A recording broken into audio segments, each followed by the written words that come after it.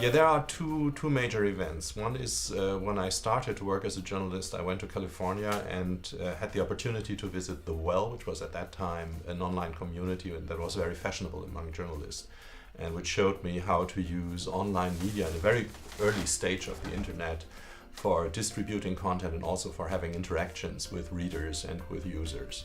And the second was much later when I was already a professor. I had a long stay in China where I had the opportunity to visit the big Chinese online media, which were at that time already much bigger than the media here in Germany. So I could see a very advanced stage of online production and online community management in a system that by itself is not a very free media system. So that was a very interesting experience.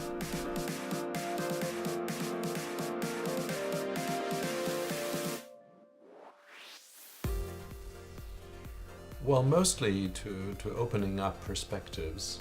It is just that when you are always kind of cooking in or boiling in your own soup, you never really get an outside point of view that might kind of damage your open-mindedness. And so I think, basically like with every stage of life, it is always beneficial to go abroad and bring in new influences, especially in the media, because media is very much information-based, and so different angles, different approaches to events are very important. And of course you get that when you get to a different region, visit a different university, or just stay in a different country.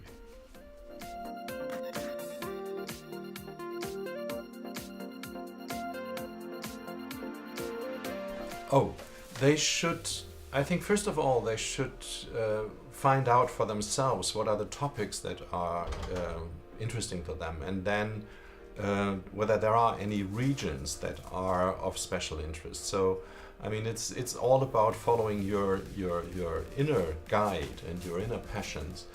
And of course, if I have, for example, family relations to some Anglo-Saxon country, that might be a good starting point. So I can look for a university, or I can look for an organization hosting an internship that is kind of familiar, but of course it should be something new at the same time. But I wouldn't go simply following some outside recommendation. It all depends also on your personal motivation. You should follow that.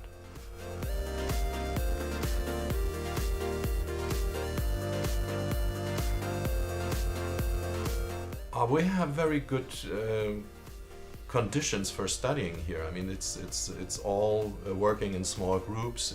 It's very project-oriented work, and we have all these facilities like the television studio, audio studios, very well-equipped media laboratories. So I think it's mostly in terms of infrastructure within the campus that Dieburg is very interesting.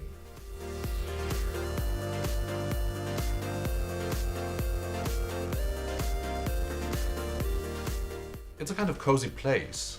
Of course, it's a bit far off of the big cities, etc. But people here, I think they have a kind of feeling of belonging and kind of solidarity within the group of students and the professors and teachers as well.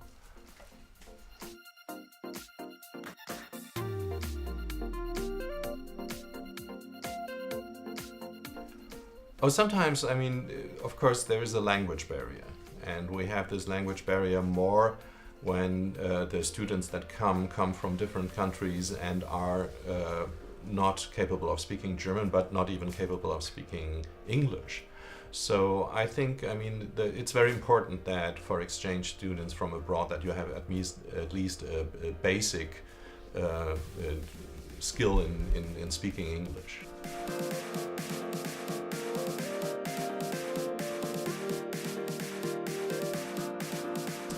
Only to the class, also go to extracurricular things like the parties that are organized in Zeitraum or other events that we are organizing here. For example, I have in mind a student from Colombia who rocked the house when we had this poetry slam. And I think that was for her and also for her fellow students kind of a very important event because it just brought the basis for establishing friendships and establishing a kind of group feeling.